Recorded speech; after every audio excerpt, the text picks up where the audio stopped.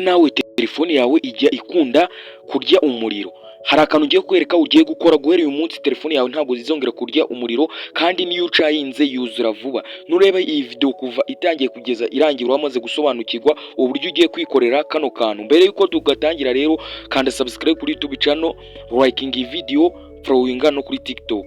YouTube channel nk'ibisanzwe ni Uziyeri Tech Media nk'ibisanzwe. Guys, ni uri mushasha kanda subscribe. Icyo urakora rero nta kindi, uraza muri telefone yawe kupe gutya, uze muri setting, uraza muri setting ya telefone yawe. Nta muntu udafite setting muri telefone. Kano kantu kanagufasha gutuma telefone yawe ikora vuba. Uraza hano muri battery, ukimara gukanda muri battery uraza hano handitse battery save.